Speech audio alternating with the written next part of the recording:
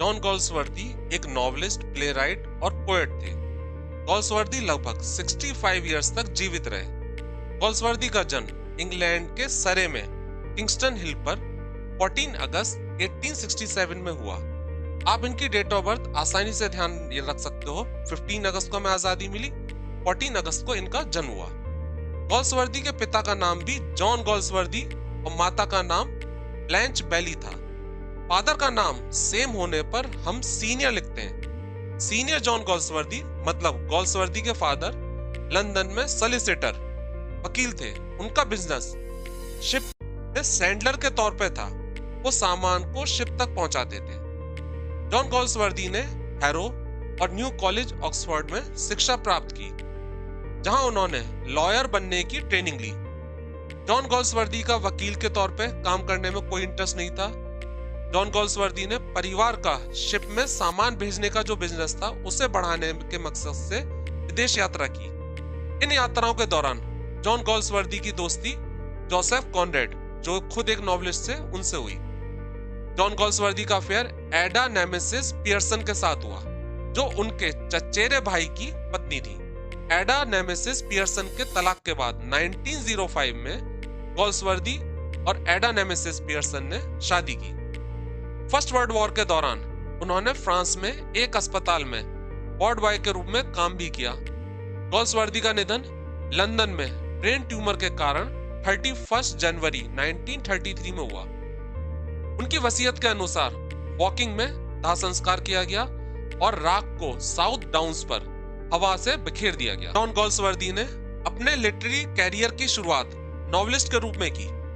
John Galsworthy का पहला प्रकाशित work from the four winds, इसमें शॉर्ट स्टोरीज का कलेक्शन था, 1897 में पब्लिश हुआ।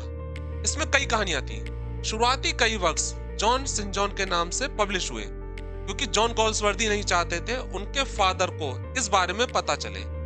पिता की मृत्यु के बाद द आइलैंड फेरेसिस, जो एक नॉवल था, 1904 में पब्लिश हुआ। उसमें गॉल्सवर्दी का पहली बार नाम था। उनका पहला प्ले द सिल्वर बॉक्स सफल रहा। इसके बाद द मैन ऑफ प्रॉपर्टी लिखा, जो कि फोर्साइट ट्रिलॉजी का पहला भाग था। गॉल्सवर्दी के प्रसिद्ध नाटकों में स्ट्राइफ और द स्किन गेम शामिल है। गॉल्सवर्दी ने अपने प्लेज और नॉवेल्स में संदेश दिया या किसी सामाजिक बुराई के बारे में बात की। उन्होंने animal welfare, prison reform, censorship और वर्कर्स के अधिकारों की बात की। समय के साथ गॉल्सवर्दी को पहचान नॉवलिस्ट के रूप में भी मिली। गॉल्सवर्दी ने द फोर्साइट सागा लिखा।